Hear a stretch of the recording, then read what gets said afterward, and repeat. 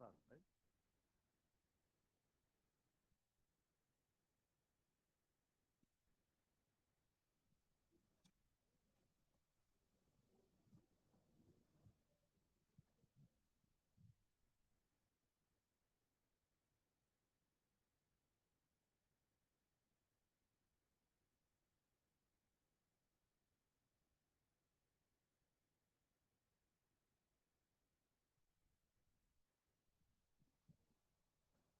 Good afternoon, everyone.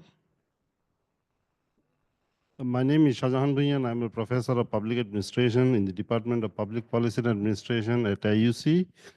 I'm very happy to be here to chair this session called the Resilience in Public Policy Making and Administration. And we have five papers here and actually six distinguished presenters. I have some bios, but these bios are incomplete.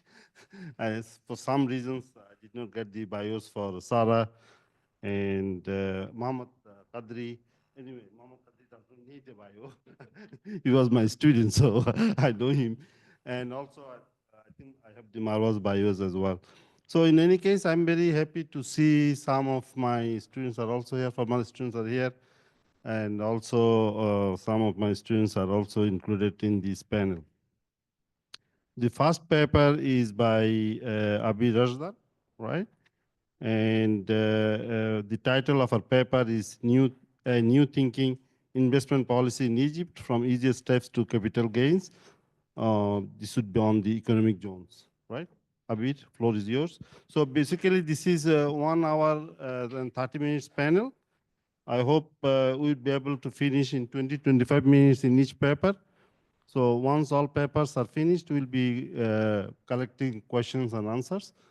The rest timing after all presentations are made, I think we'll have some question and answers.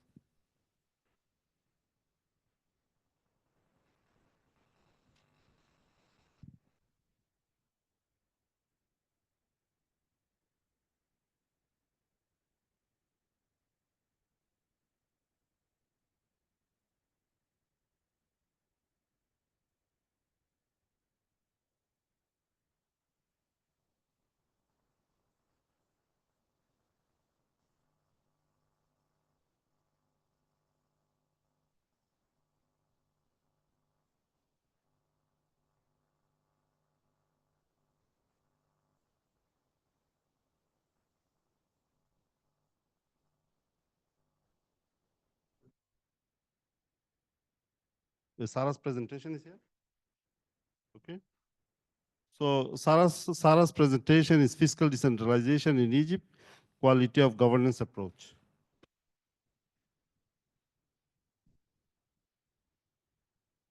If you don't mind, Sarah, can you please introduce yourself? Okay, I have a... Okay.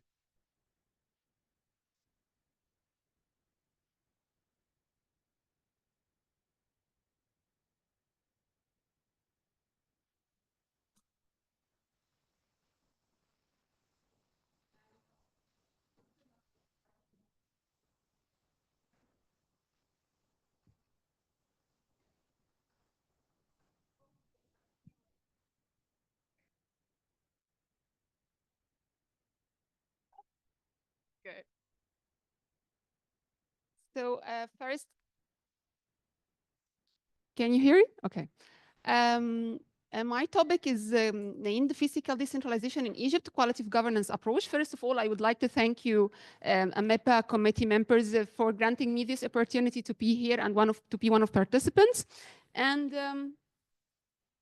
so I start my presentation by asking two critical questions.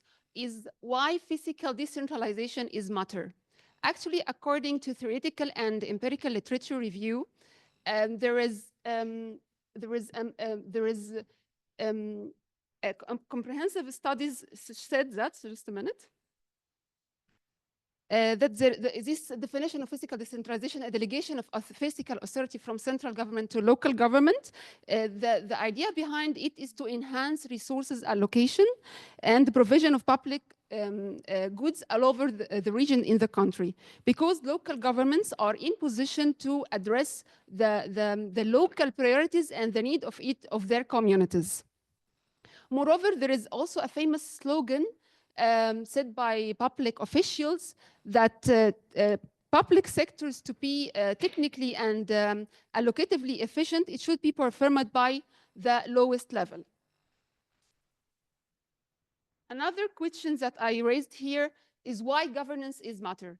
Actually, simply because countries that suffer from higher corruption rates, their public officials resist fiscal decentralization to retain their control over public resources. Or sometimes, or usually, that wealthy governors use their power for their own interests. So Egypt revealed two main dimensions toward decentralization.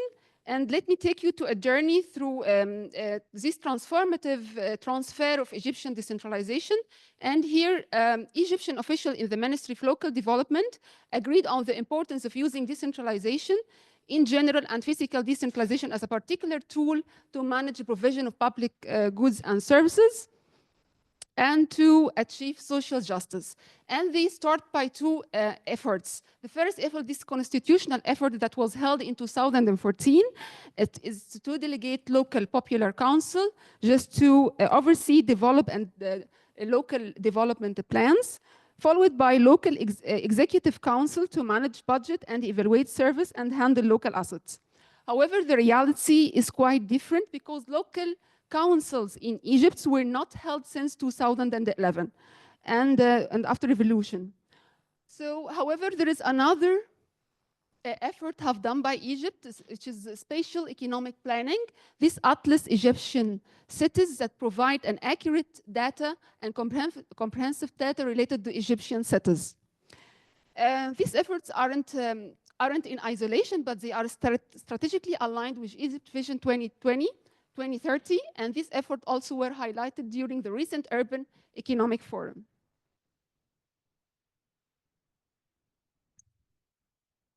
So let me take you to that the success of physical decentralization depends on 4 pillars. And I hypothesized from my research also it depends on the governance approach. Just I go forward to the nature of physical decentralization. The first pillar was the degree of expenditure decentralization. In theory, local government should have the ability to spend their money on services such as health and education. And this is in theory, but in reality, it is quite different from the graph related to Egypt, because throughout 2013 to 2023, you can see that there is a centralization of expenditure, which is, for example, in 2023, it represents 77% from total expenditure. And this is blue column, which is up there. The local administration, it only represents 11.2%, and by the way, it's decreasing. So these numbers indicate that there is a higher centralization approach in Egypt. The second pillar, which is ensure the success of physical decentralization, is revenue assignment. And this is, in theory also, it indicates the ability of local government to generate, collect, and manage their own local revenue. And also we can see here also that there is a limited of revenue decentralization in Egypt, which is in year 2023, it is only 1.1%, and it is decreasing. Also, you know, as I mentioned in the introduction, that there is a citing for need according to 2014 Constitution to attain physical decentralization.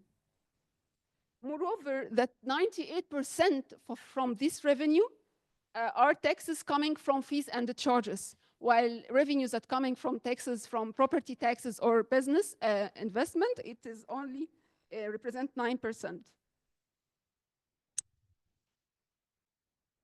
The third part, it is the interesting part of the story, which is intergovernmental transfer, and it represents as a percentage of subnational government expenditure. From the following graph, we can see that Egypt heavily relying on intergovernmental transfer. It is as grants. this transfer that coming from central government to local government. And also in theory, it should be used to use this revenue to make new projects or to make new investments. But what happened in Egypt, that these transfers go straightforward to pay salaries to employees, rather than instead, for example, to make new projects or new investments.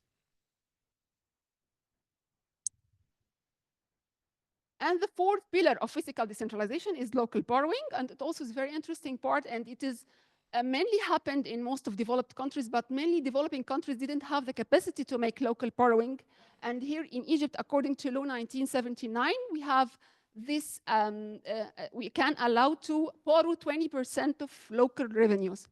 And but also under restricted regulations, because just to avoid this excessive debt or economic instability. Actually, here what happened from this borrowing that we used to finance this deficit in budget, which is the mismatch happened between revenue and expenditure. So it is only also not used for generating more revenues and so on.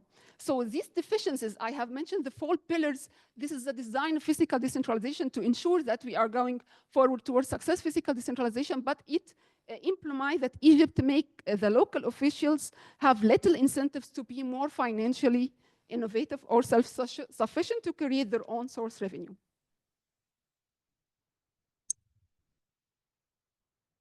And here is the second hypothesis that I hypothesized, that governance is very essential to attain successful fiscal decentralization. And I have used Ibrahim Index of African Governance in Egypt.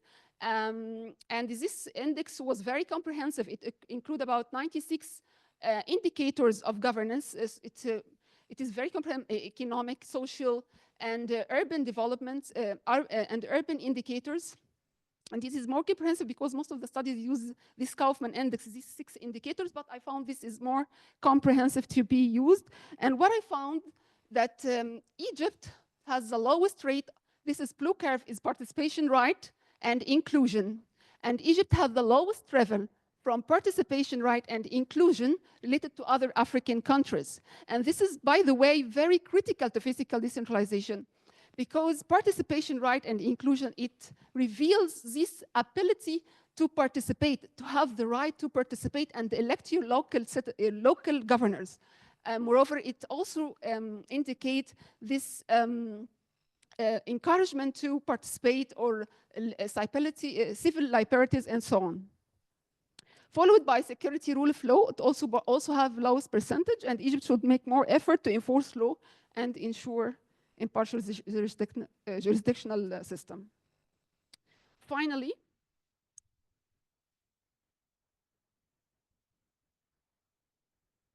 I elaborate this graph to show you this, the interplay relationship between fiscal decentralization and governance. And from the graph, you can see these blue columns, the governance index. You can see that there is a marginally increased in governance. Okay, but the orange curve, this one on the right side, government expenditure, you can see that there is no harmonization relationship.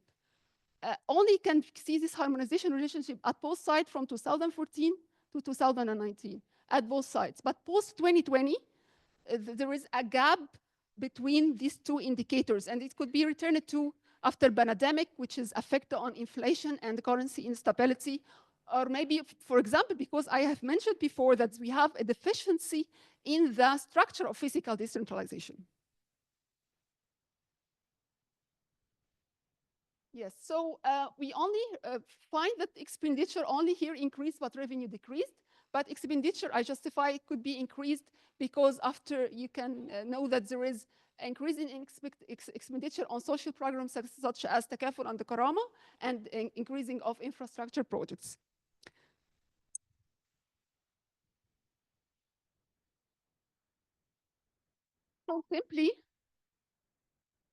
So simply just to recommendation is to restore start to restore local elected council, train local officials to post transparency and accountability, clarify expenditure and revenue responsibility, and borrowing guideline. So I concluded that there is a causal relationship between governance and decentralization. Both of them should work together to attain effective physical decentralization. Thank you.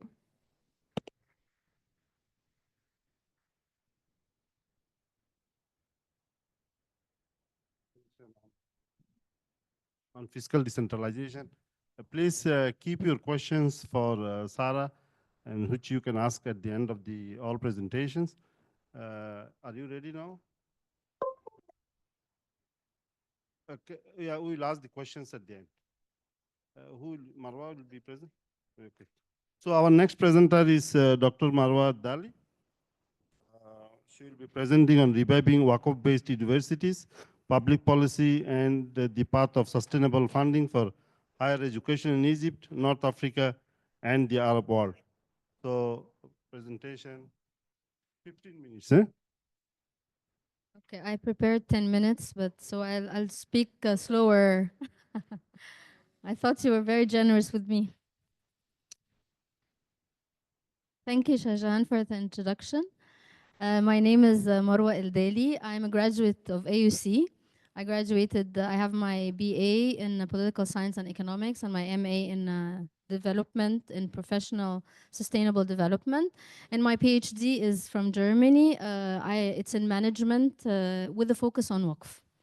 I'm a academic. I consider myself a academic because apart from teaching at the Public Policy and Administration Department here at AUC, the School of GAP, I also am a civil servant. I work in development. I founded, as Shahjahan explained, two foundations, Waqfet Al Maadi Foundation, which is a community foundation, and then Waqfet Misr Foundation. It's a foundation now working on the national level.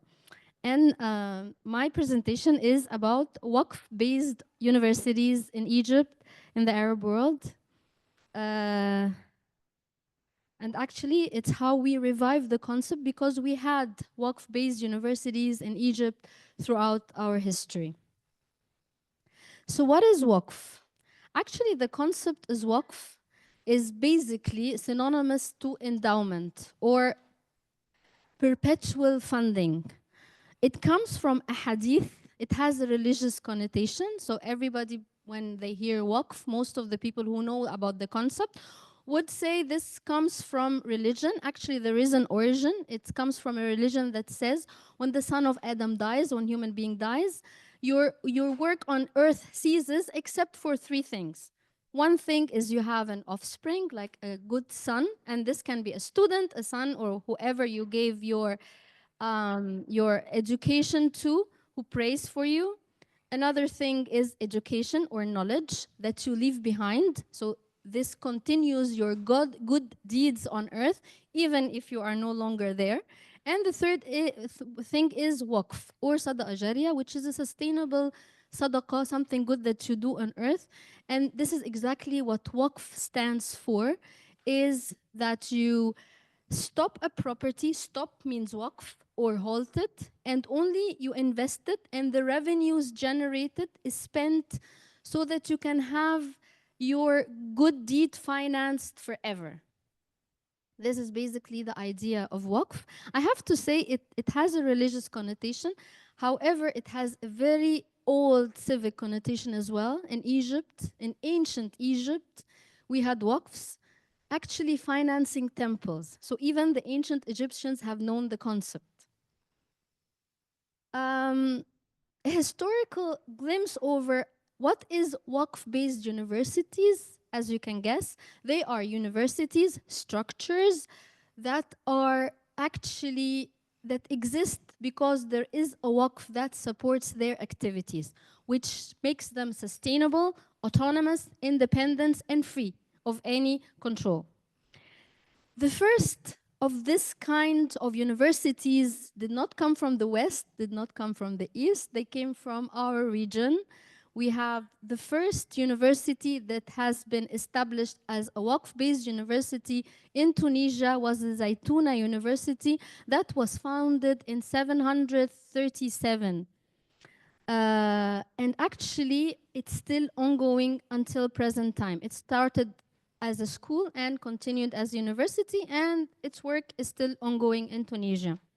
The second is the University of Qarawiyyin in Morocco. This was founded in 859. So they're mostly in the 8th and 9th century, these universities. So Qarawiyyin was founded also by Fatima el-Fihri, who herself put the first waqf to this university. So it was Jama'a Ahliya, founded by a woman called Fatima. Which brings me to also remind you that Cairo University was founded by Princess Fatma Ismail, another Fatma in our region, who put the first waqf for Cairo University as well. So there are two Fatmas, and actually my mom's name is Fatma. So I love the name, and I think there's something to the name. And then we have the Azhar University, which is the third oldest university in the world that was Waqf based as well, founded also in the 10th century in 970. And it was also founded by ordinary citizens, philanthropists, organizations, and it's still functioning and still one of the big universities in the world. So it's actually, as you can see, the Waqf has really, it's an embodiment of a socio-economic philanthropic model that was the backbone not only of civil society, but also of education. So the second Waqf has always gone to education, not only in Egypt, but in the Arab world and in the Islamic world in general. Let me give you a glimpse of the Azhar University, just for the fact that we are here in Egypt. So I will just give you a glimpse of this. It had gifts from the public. It had property investment, farmland, real estate, profit allocated from entrepreneurs. So you had business persons who had their enterprises, and they allocated their profits to go and fund Azhar University. For over 900 years, Al-Azhar University acted as a Waqf model. It was a Waqf-based university for over almost a millennium. So it's really a long time. Only in 1924, Al-Azhar became a public university. And I think from that day on, nobody knew exactly the amount of the endowment that Azhar University or the Waqf fund that Azhar University possessed.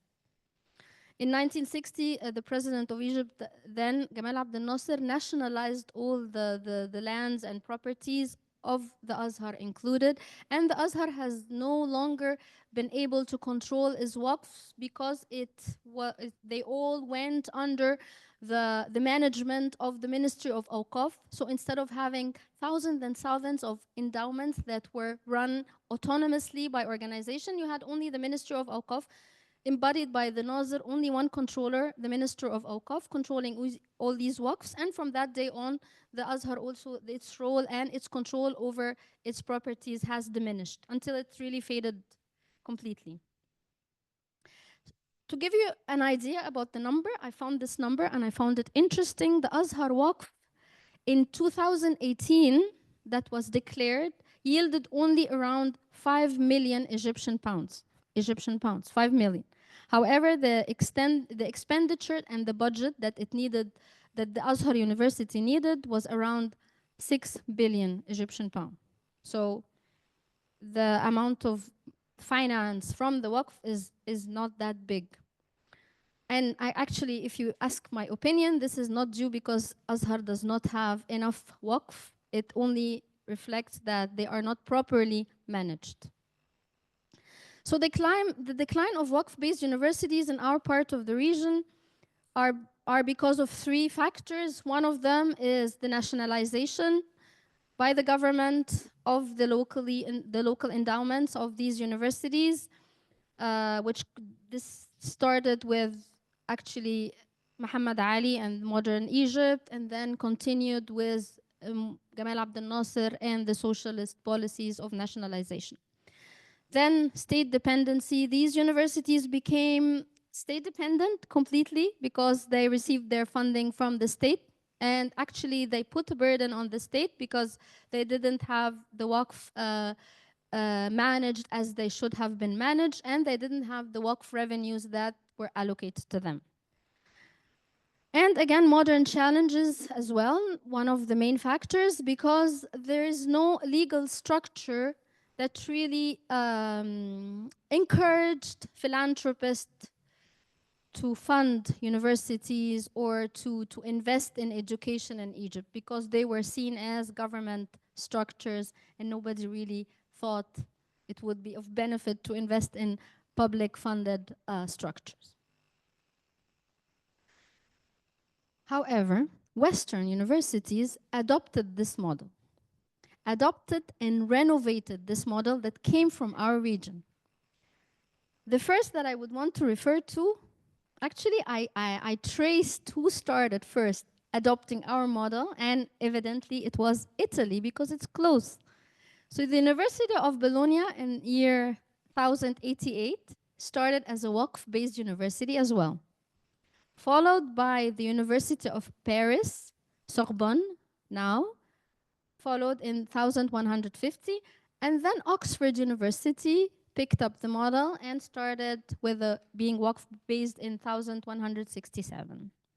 And of course, when it reached Oxford, it reached all Europe, and you have the same model in Italy, in Germany, all over. Until we reached a point that Waqf has grown, Waqf-based universities has grown to the extent that, for example, a university like Harvard now, their Waqf, their endowment reaches 56 billion US dollars. So if you think about numbers, I love numbers. And when you look at the الموازنة العامة الاحتياطي بتاع مصر, the reserve of a country like Egypt is about 46 billion US dollars, our reserve as a country. Imagine only one university like Harvard has 56 billion, Stanford 35. I can tell you more numbers, but for the sake of time, I just want you to imagine this. AUC has 500 million, which looks small in comparison. However, it is a considerable amount. However, definitely we would like to increase it more, and people need to know that it is important to give back to AUC and to invest in the Waqf or endowment of AUC. So the success of the endowment model in the West especially should make us hopeful and should give us a learning opportunity that we can revive it and readapt it in our region and innovate it as well. The challenges would always remain funding. Definitely, we need the funding for it in a very challenging time. And the legal infrastructure. We need to put down the legal infrastructure that would encourage the revival of Waqf-based universities in Egypt. However, Waqf definitely promises a very high, independent, financially autonomous universities that would definitely excel and encourage much more students to join these universities. Definitely encourage more research funding and you name it, all the factors that would really make higher ranking for the Waqf-based universities. Policy changes are vital for the model to pick up. Many countries, including Egypt, are already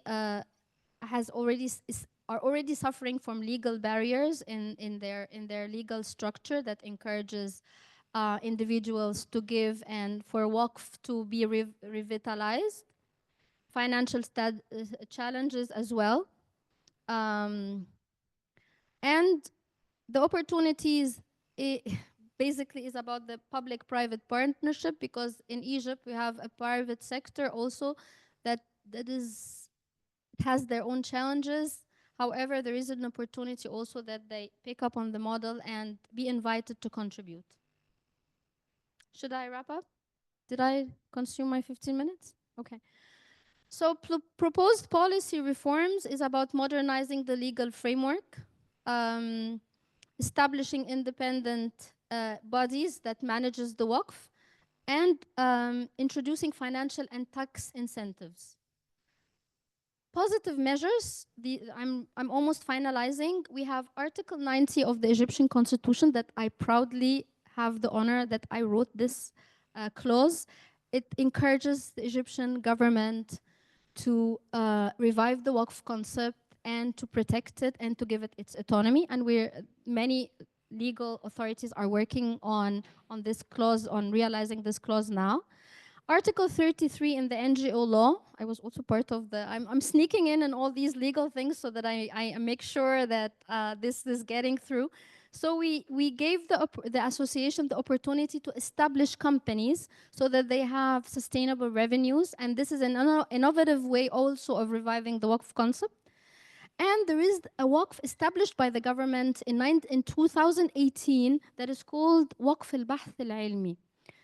Waqf for scientific research for the higher education, Ministry of Higher Education. However, it is managed by the Ministry of Awqaf. And actually, I promote that these kind of Waqf need to be managed by the universities themselves. Promising models in Saudi Arabia, King Abdullah University of Science and Technology, their Waqf has reached 10 billion US dollars. This is good news. There are a lot of learning from Malaysia in their universities and from Kuwait. For me, a catalyst for change would start with establishing philanthropy centers to advocate for change, invite partnerships, and do fundraising. Path forward, we need infrastructure, scholarship programs, scientific research and innovation. Waqf is promising all this in universities. Conclusion, there is a new era for sustainable higher education, and this is through reinvesting and investing and reviving and modernizing and innovating the Waqf-based universities in Egypt, North Africa, and the Arab world. Thank you so much. Thank you. Topic. Thank you for your presentation. So our next presenter is Shema. The title of our paper is Empowering Refugees, Evidence-Informed Strategies for Addressing Social and Developmental Inequalities in Egypt. So you have 15 minutes as well, okay?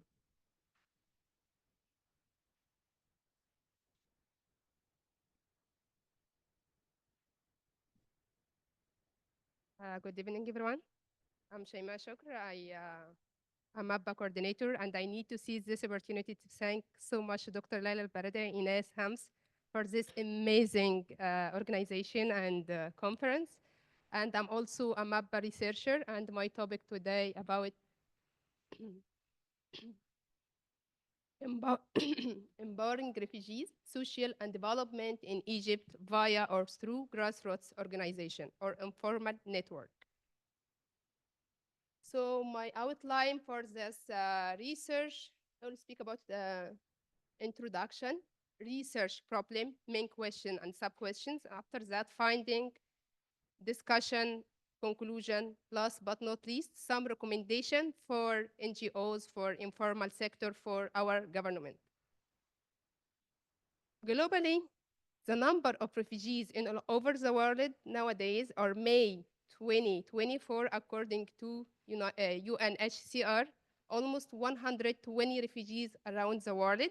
All of us know what exactly happened in the world: Russian-Ukrainian war, Gaza war, Sudanese war, Lebanese war, and there in the MENA region, there are a lot of wars and all over the world, not only in MENA region. Unfortunately, refugees faced a lot of problems: legal uncertainties, social exclusion, limited access for all necessary needs. This is global. According to Egypt, or focusing on Egypt, we suffered a lot, and also refugees suffered a lot here in Egypt. You can imagine how many refugees are in Egypt nowadays? Give any number. Can how? No, less than half of this number. 10 million, this is registered one. Here, only in 2023, the number of refugees in 2023, according to UNHCR, almost 300,000, most of them Syrian and Sudanese, due to war in both countries. And also, unfortunately, refugees have a lot of challenge here in Egypt, maybe in infrastructure, social discrimination. Therefore, I need to distinguish between two models in dealing with refugees, and I will explain them soon. Top-down models, grassroots organization, and I will explain them soon. This study have a successful example in dealing with grassroots with refugees, which is Germany. And in finding section, I will tell you why exactly I choose Germany.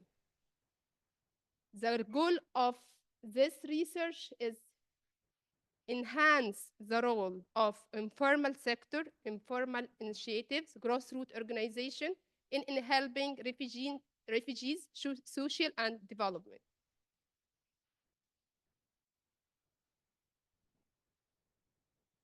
Here we have two models in dealing with refugees. The first one, top down and bottom up.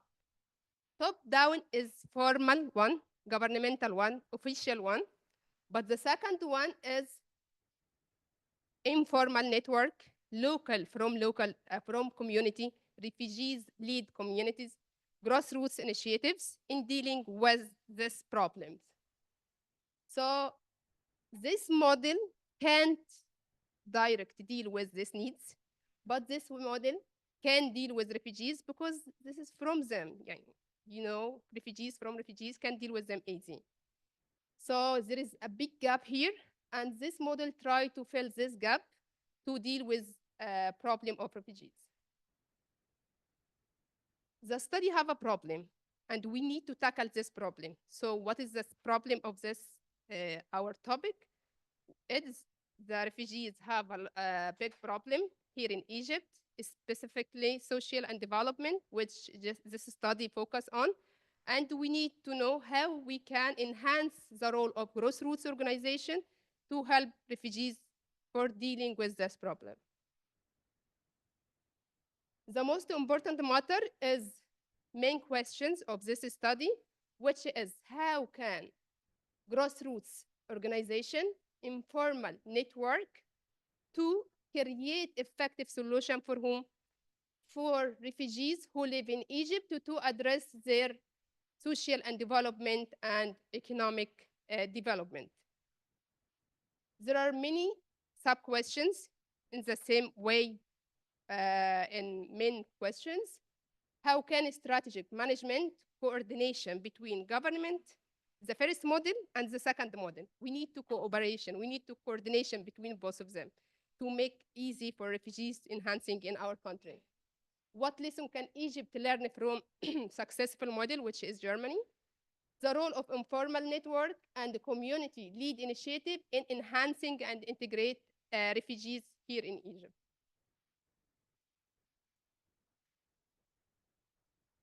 Our finding, there are many challenges for refugees, and actually I discussed it before, but the most important one, legal and administrative one, which is delay in refugees registration, visa renewable, health care system, and language only. It's a challenge which face a lot of refugees here, not Syrian or Sudanese, but we have refugees from Eritrea, we have refugees from Syria, and many countries are living here in Egypt.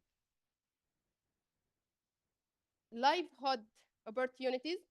This is opportunities for refugees here in Egypt. Innovative livelihood programs like Egypt Initiative, Innovative. Egypt Innovative focus on digital skill development. After COVID-19, everything become digital.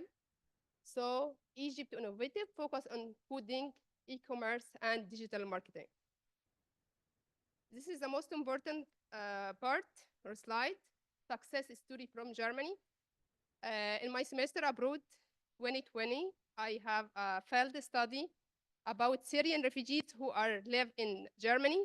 And actually we discovered that Germany is very successful model for enhancing gross organization and informal platform to deal with refugees socially and developmentally.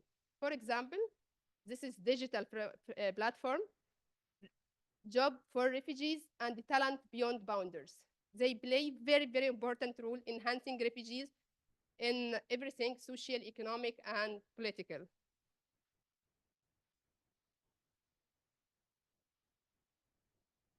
Discussion. The very important matter is PPP, which is public-private partnership. And this is the same how we can success story of Germany, we can here in Egypt learn from it. Coordination or cooperation between business, government, NGOs to enhance training, job opportunities, and social acceptance.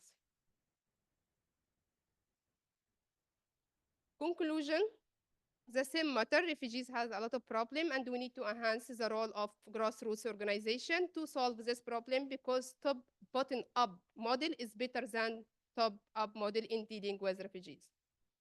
Last but not least, there are some recommendations for NGOs, some recommendation for informal network to cooperate or coordination with NGOs and create platform for support refugees, and some recommendation for our policy or our decision maker. I will not speak about this point, but we need them to make it easy for refugees in registration, at least in legal framework, and so on. The integration of refugees in Egypt is a complex and need require a shift from traditional top-down approach to more exclusive and easy model to deal with refugees. Thank you so much.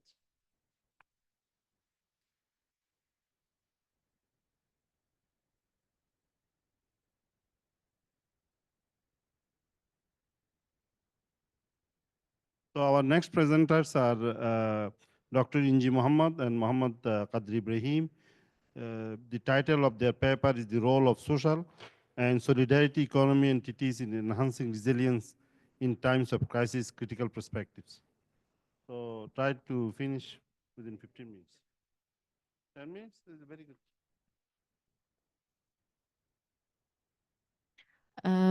Good evening, everyone. First of all, I would like to thank AMEPPA's team, Shayma and Hasna and all, Dr. Layla and all the team for their effort and for their cooperation. I am Inji Muhammad. I am an associate professor of political science at National Center for Social and Criminological Studies. I got my PhD in 2019 on social justice in the International Development Discourse. It was a conceptual analysis. I work as national expert at ILO Cairo office, and I also cooperate with ILO Geneva office. My interests or topic of interest of social solidarity economy, civil society, development, development theory, development political economy. Thank you, Shayma, for giving me the chance to be after your presentation. Actually, our topic is related to what Dr. Marwa already presented, and Shayma and actually and Sarah. Our topic is the role of social and solidarity economy in enhancing resilience in times of crisis. What exactly social and solidarity economy stands for?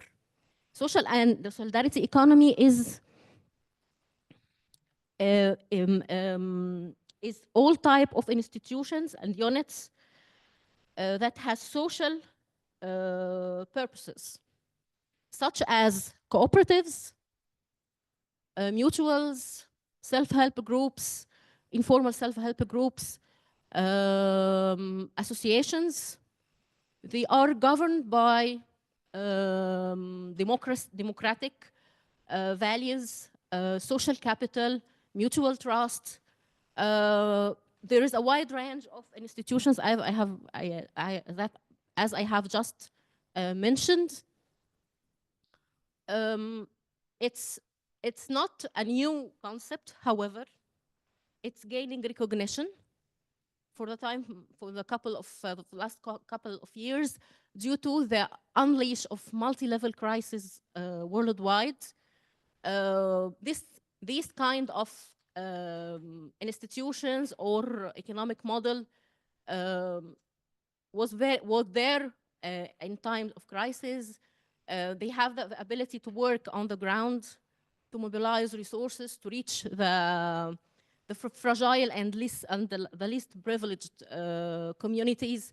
They helped at providing services, especially healthcare services and other kind of services in many societies. Now the international development discourse is adopting and trying to disseminate the idea of social and solidarity economy worldwide as an alternative economic model that seeks profit and trying to make a balance between profit and social and environmental causes.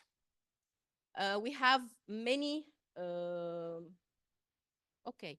Our research focus mainly, it's a theoretical or paper that's trying to address the idea, the development of this idea of the concept as it's not a new concept, but it's regaining recognition worldwide. Many international organizations is adopting this concept recently, like such as ILO,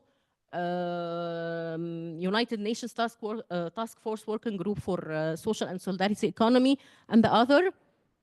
In our paper, we raised some questions regarding what exactly SSE mean, how the importance of the SSE is reflected in the international development discourse. Is it a one-size pre-tailored, one-size-fits-all concept, or it's a context-specific? And here I want to refer to Professor Frederick Wanyama. Professor Frederick Wanyama is a very well-known professor in Kenya. He adopts a concept of the silent presence. The silent presence that we have the practice of SSEs as day-to-day survival mechanisms, especially in poor areas. However, the concept is not very well known in developing countries. And try to disseminate this concept or to adopt this concept, international organizations need to be more sensitive to the reality of the developing countries. For example, I will relate to the Egyptian case. Here in Egypt, social and solidarity economy is a day-to-day survival mechanism activity. We have many kinds of social and solidarity, like jam'iyat, for example. We have this kind of informal credit groups that all the Egyptians, or most of the Egyptians, depend mainly on to survive their hardships and economic shocks. During this concept, usually raised when they during crisis.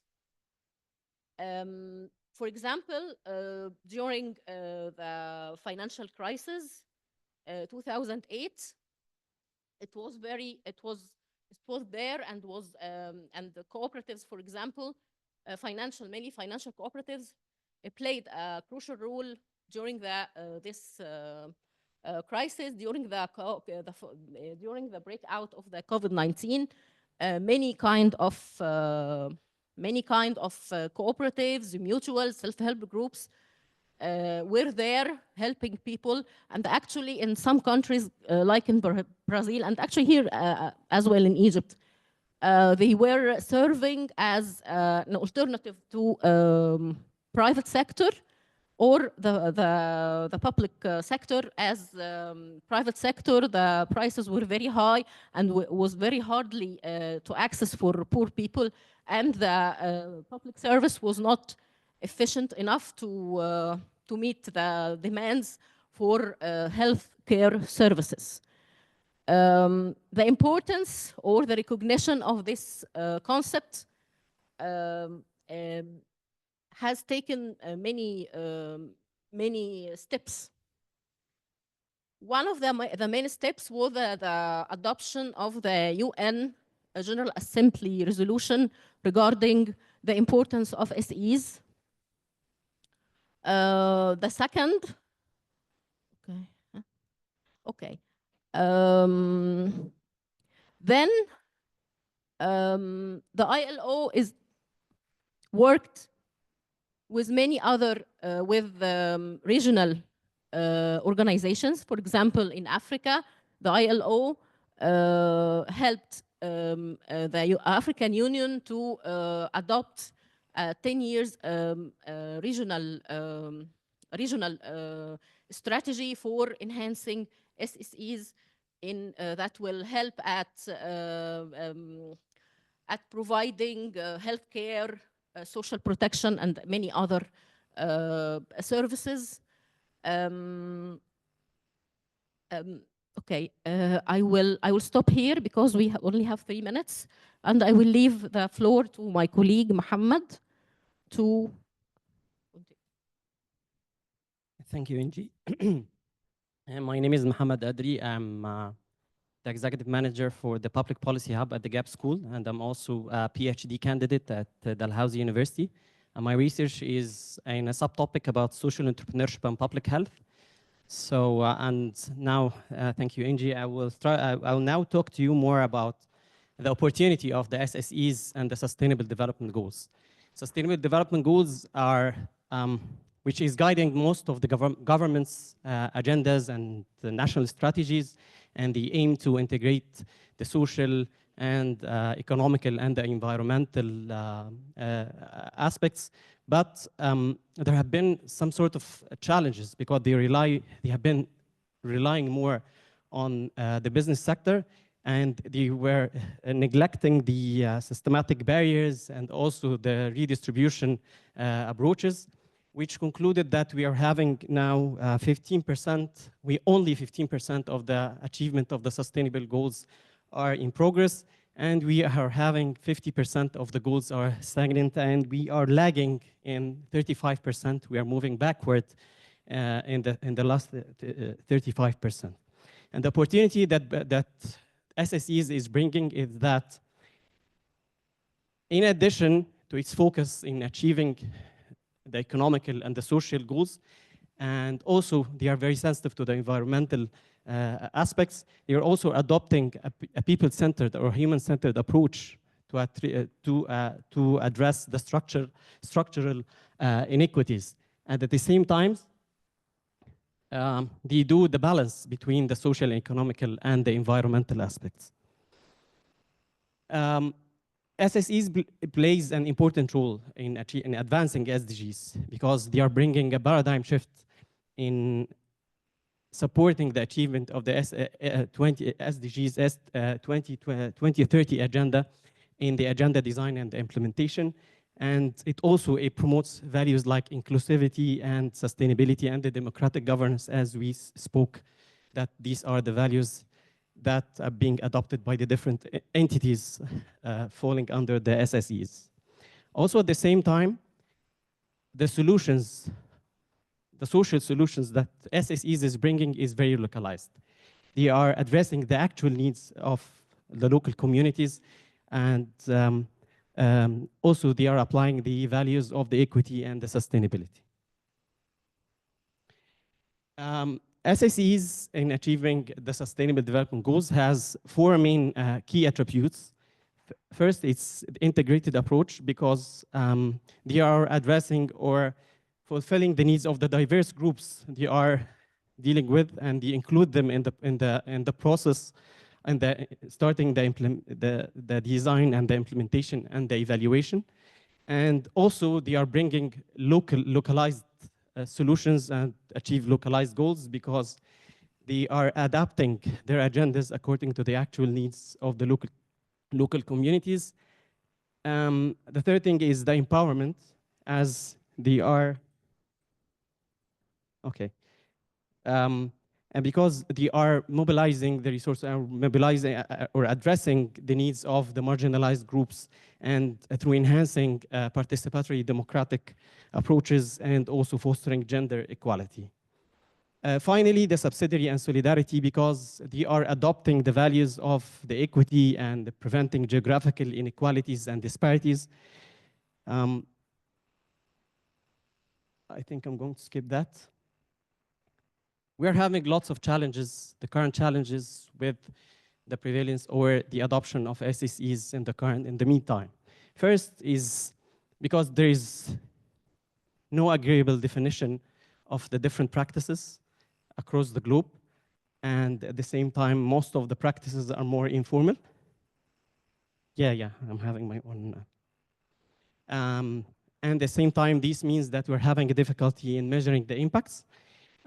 This leads to the underrepresentation for the policies and the national statistics, and at the same time, they are not represented, so they are going to have also resources limitations coming from the different stakeholders. One of the other risks, it's an internal risk, it's the mission drift when the organization becomes bigger and they're having social and economical goal, and to achieve their sustainability, sometimes they have the mission drifts, so they focus more on the economical and they give up their social goals. As a conclusion, we need to explore more. There needs more exploration for the definition and conceptual framework for the SACs on the local and the international level, and to make sure we are differentiating them from the other frameworks that, like the civil society, and to examine these frameworks on the global and the regional and the national level. This is because SSEs as a concept is a silent concept. It depends mainly on the practice, and it's already there, but it's not conceptualized because it's based on the practice. And it needs more study in that. And using this opportunity and the growing attention from the policymakers, there is a need to harness this potential for existing SSEs entities to achieve sustainable development goals. Thank you. Thank you, Dr. Inji. Thank you.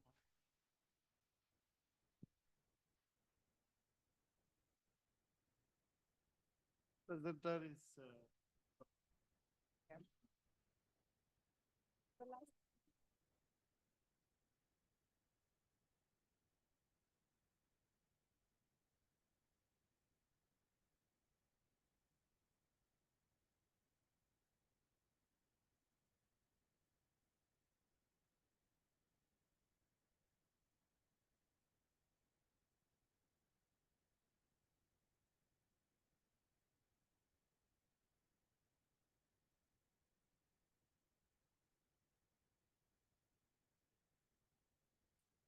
حتى لو مش the latest I will accept.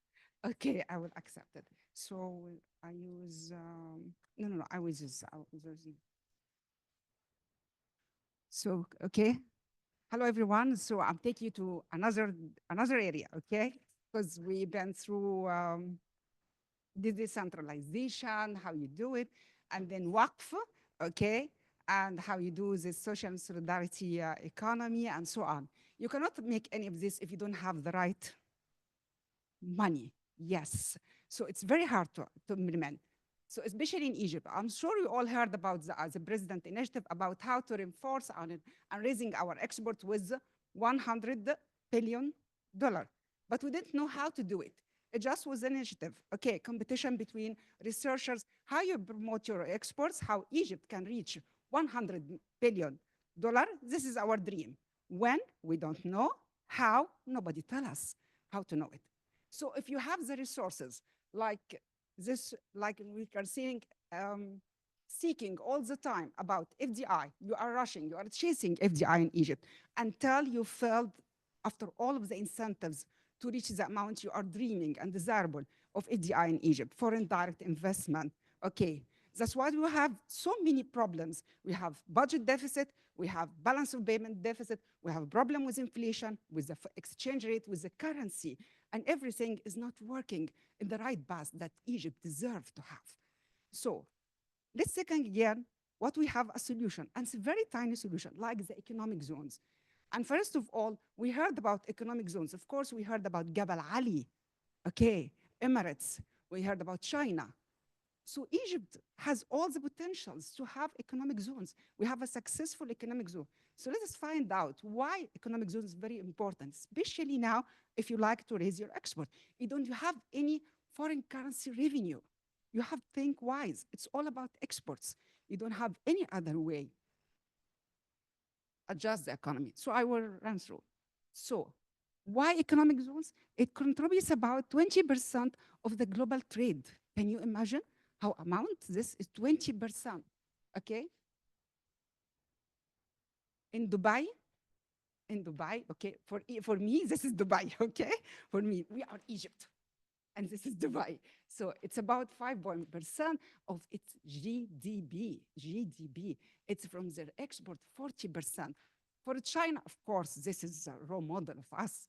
Okay, you can find 22% of GDP, 60% of their exports, 46% of their FDI. So FDI in Egypt about 5 or 6 billion. Okay, and generating, that was important for me, generating us. And if we talked about Nigeria, okay, another African country is us. And I don't think this is very high level countries. It's 20% of their GDP. So this is free economic zones. So what about Egypt? Let's find out. So my objective was just shed the light about the relationship between economic zones in Egypt and promoting exports. We have the right to promote exports, and we have every potential, like we are going to see. Methodology, it was qualitative analysis from the fundamentals variables for export and partner. I'm going through it. I won't go through defining how economic zones, I'm sure all of you are familiar with the define. It's like you have a zone for trade, for investor, they come to Egypt. And why we want them to come to Egypt? Because they have the know-how, the technology, the money, generating job creation, and so on, direct and indirect benefits for any country. This is the rationale first. So you do it, this is integrated with supply chain, to overcome the lackage and overcome domestic market, you have industrial and investment, and you create. This is the rational steps of how you are having a successfulness. When you take a decision, you have 2 ways. Okay, first you take a decision according to the country investment. Of course, if you like to have economic zones, you have incentive. It must be physical incentive, number 1, okay? And then you have the regional context and market available workforce and environment. And then you have within the country, where is the location? And I'm sure we have the best location, okay? And where's the zone, the location, services, infrastructure. But number 1, if any investors will seek about number 1, what is the physical, okay, incentive? This is the historical trend of economic zones worldwide. This started in 1975, as you can see, this is 79, and now we're approaching, this is the latest data, because we don't have, this is UNCTAD, the report, 2018, it's about 5,400. Half of them in China. Half of this number in China. Can you imagine? And let me tell you something. We are started in Egypt, our economic zones, in 1970. China, Emirates, Turkey, they started by the mid-1980s. Okay? They are newcomers for this area. We started before, in 1970. And first one was Boursaid. Okay? But what happened before? Let us see. This is number 1. This is the drivers. For any investor, it's the physical, social entities and trade. But number 1, what is the physical incentive you are giving to the investors? Okay? This is the winners of 2024. And I was not happy with that. Okay? Because you first, okay, Jabal Ali, Humaria. In Africa, it was South Africa and Nigeria. I didn't find anything. Even Morocco, the role model of Middle East, even Morocco, no. And of course, it's not Egypt. So they are lucky, they are good, but see, it's okay. Jabal Ali is almost about 24% of FDI. Can you imagine how much money they are injecting in this economy? So let us stay in Egypt and see the numbers about economic zones. First of all, we have public and we have private. Okay. In Egypt, this is the public. We have 9 zones, 9 public zones. And public zones, public means or controlled by the government. It's 9. Okay, you can find them. And this is the private zones. We have 209. Most of them in Cairo and Alexandria and so on. Okay, there's a concentration all the time in Cairo. So we don't have a special enforcement. And maybe this is Alex, we have both. Maybe this is one of the reasons. And please, bear for me, because this was not a good thing for me. Can you imagine you have economic zones and you have a deficit by minus? First of all, when I did this graph and had the data from Central Bank of Egypt, I thought I did something wrong. It couldn't be. How can you have economic zones in minus with a deficit? Why should they do economic zone in the first place? To have revenues, to have foreign currency, to promote export. And suddenly, I found myself achieving a minus. When I asked my colleagues, she was in the Office of Minister of Finance, she told me, Abir, you are very smart. Ministry of Finance, he asked the same questions. I said, wow, wow, wow, me and Minister of Finance asking the same questions? It's okay, fine. So I'm brilliant. So this is not acceptable in Egypt. And then finally, we are started to achieve a little progress, a little positive impact. But just look to that transaction. This is, okay, exports and imports of economic zone of Egypt. And this is the net transaction. And take this number in your heads. This is number. It's 1 billion, 1 billion and 200. So when you say the contribution of the export, it's all about 14% of the export. Of course, in Egypt, exports about from 20 to 30 billion. But this is the net. 1 billion. So all of this public, 9 zones, and all the 209 private economic zones in Egypt, and you just get 1 billion? 1 billion? No comment. Okay? So something wrong. Even if you are satisfied with the 14% as a percentage of your export. And that's why, because you're already declining and you have a declined export, the number is not encouraging at all. So let us see about the numbers of projects you can find. This is, of course, the top is the Nasr city, Madinat Nasr. It's okay about occupation, about the project, and Ismailia, Suez Canal, Port Said, and so on. This is only people who are working in a labor force by million. This is our public. And the occupational rate, Madinat Nasr city is the top, 90%, Alexandria, and so on. This is the public also, is very full occupied. But when I ask it, this is very good if you have a full occupied in economic zone. Who are working there?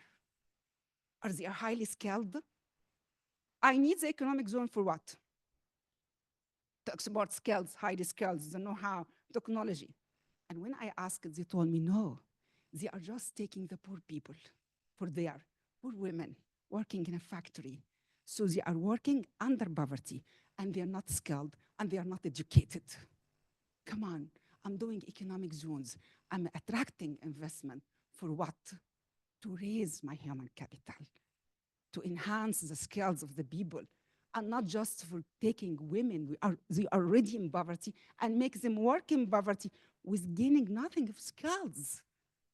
Why I'm doing economic zones? For what? So I'm not getting money, I'm not getting skills, I'm not getting FDI. So let's have a little comparison with countries like Turkey and Egypt. This is the average unit money I'm taking from each unit. It's 100 million, 100 million This is the average. While you have in Turkey is 950, and if you look for Emirates, it's 2.2 billion. Okay, 2 billion.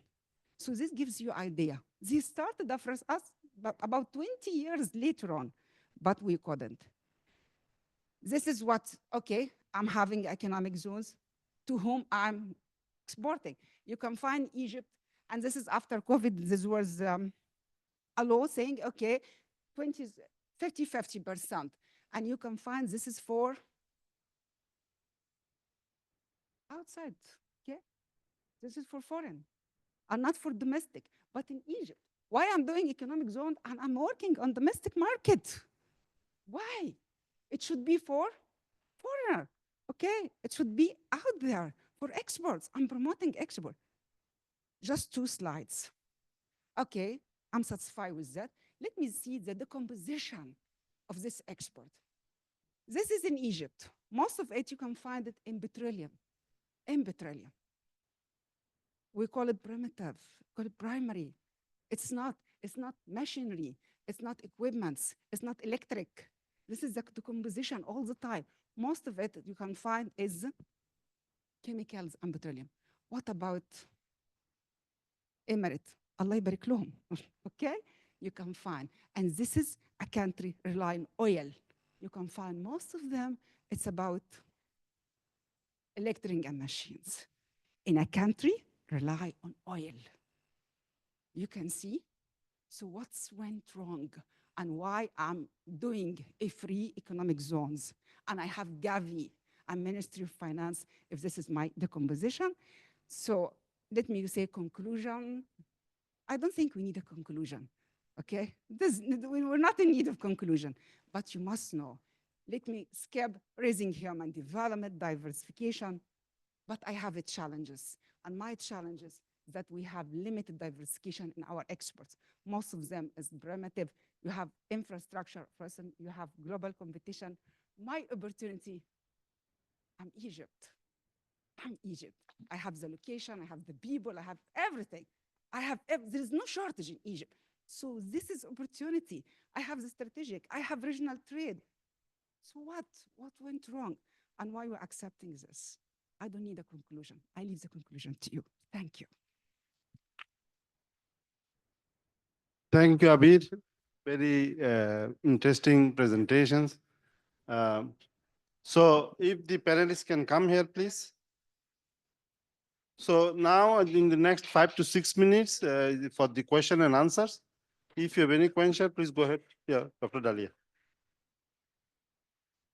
اقعدوا بس الأول. All right. So my name is Dalia Wahdan and I teach at the Department of Public Policy. And of course, I would love to have had the time to ask everybody, but I will ask the last presenter. Yes, yeah, Dr. Abir. Maybe the first thing is to define what is a special economic zone. Because, wait a minute, because I think the literature on the special economic zones and its history is already out there. So special economic zones are not meant actually to spread skills. It's the opposite. Because part of creating a special economic zone is to have 2 things very clear. An area, a land, where the government will get enough money for leasing out or for other public partnerships, but also to provide cheap labor and to provide, at the same time, environmentally lax. And the history of SEZs in China and in India is like enough to speak. The second thing is that you give us the presentation as if the special economic zones in Egypt are operating in vacuum. For instance, number one, they're not public. They are managed as economic entities, and this is completely different than the normal classical public that doesn't generate profit. They are actually economic entities. And that's why they are a lot of reasons why they are in the negative. Because I think everybody now knows the latest Central Bank of Egypt's assessment of the economic entities, the 59 economic entities in Egypt that are only 17 are on a good standing. The rest is operating at a loss. The third thing I wanted to say, Jebel Ali and Dubai ports have already made deals for controlling many SEZs in Egypt for 35 years. And there are data coming out that they have done that to suppress any competition for Jebel Ali. So the partnerships between the government, because SEZs are actually also partnerships, PPPs. But look carefully at the conditions of the PPP, and you would have all the answers to your questions. So, for instance, Dubai Port has actually signed 35 years agreement to operate almost like 7 or 8 of the SEZs in Egypt, the ports in Egypt that are also SEZs. And they're operating it only at 2%, because if they've operated at 100%, they will actually be beating themselves on the foot. So all your questions have to, you will find all the questions in understanding the type of agreements between the Egyptian government and the operators of the special economic zones. That's number one. The conditions of the agreement, how long is the agreement, and the fact that if I want to bring SEZs, I will definitely have to provide the investors with cheap labor, number one, which does not need to have any skills, because it's logistics. By the way, Jebel Ali, sometimes there's a large section of Jebel Ali that operates on a zero inventory. They don't even need the labor. So please, you have all the answers. Thank you. You want to respond to it? Any further questions on this?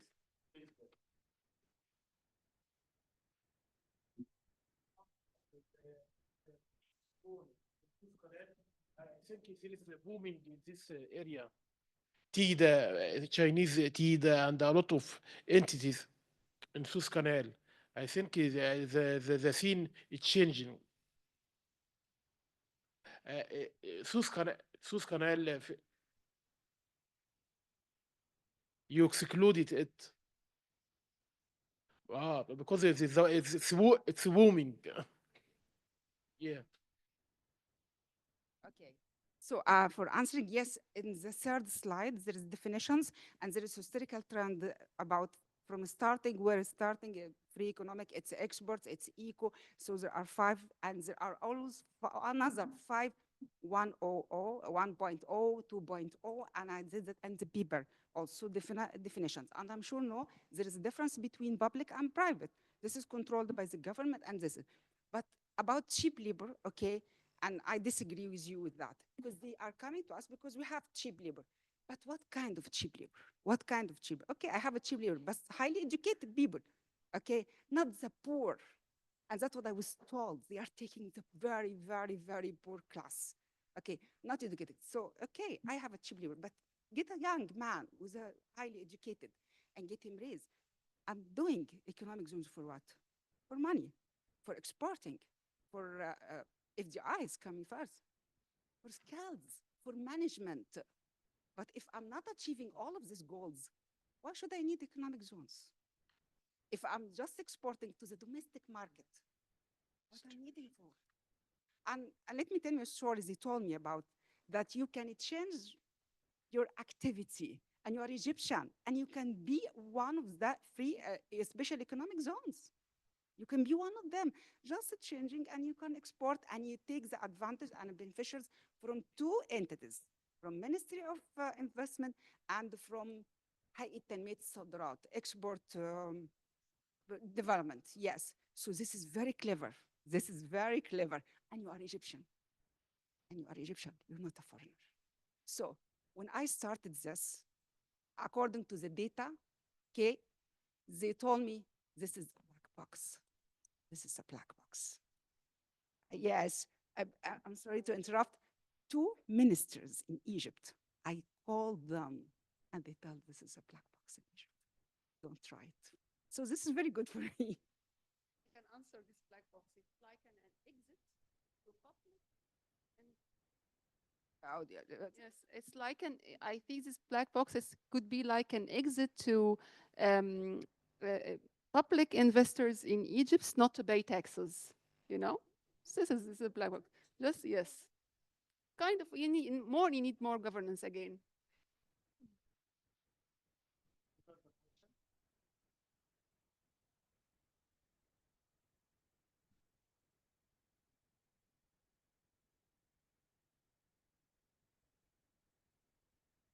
So thank you all for your presentations. It was really good. And my question is for you, Dr. Shaimat. Could you please share more about your experience in Germany and with grassroots organizations and how Egypt can learn from it, from this experience?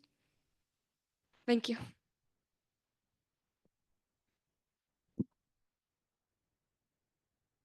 Sorry. Okay.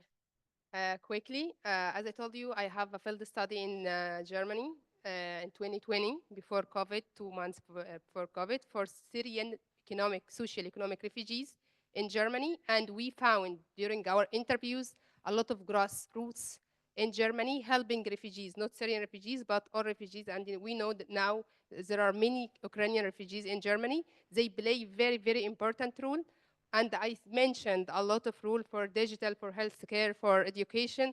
Egypt, how we can learn from them and from this digital or healthcare or solution. Only one point or one word, and I will finish my answer. Political will. That's all. Thank you. Just in her great work, let me tell you a little trick. We are doing that when you are talking about social protection programs, تكافل وكرامة, حياة كريمة. Don't take it the absolute number. Please don't say the expenditure on social protection increased. This is the absolute number. If you do the track as a percentage of GDP, as a percentage of that, you will find it's declining. So the absolute number give you the impression we are covering more people, we are doing good, we are doing increasing. No, it's not true. Take it as a percentage of GDP, take it as a percentage of total expenditure, you will find a shocking result that we are spending on social protection programs is declining. Yes, it's declining. If you realize the graph,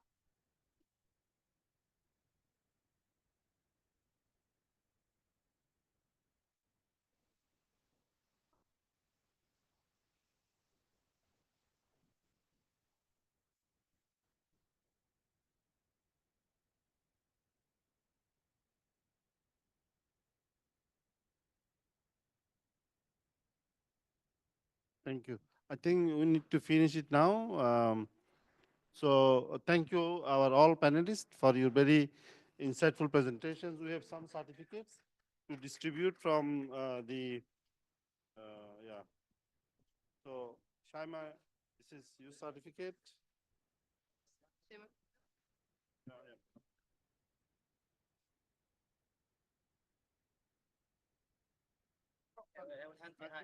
Handing all of them. So let us move one picture.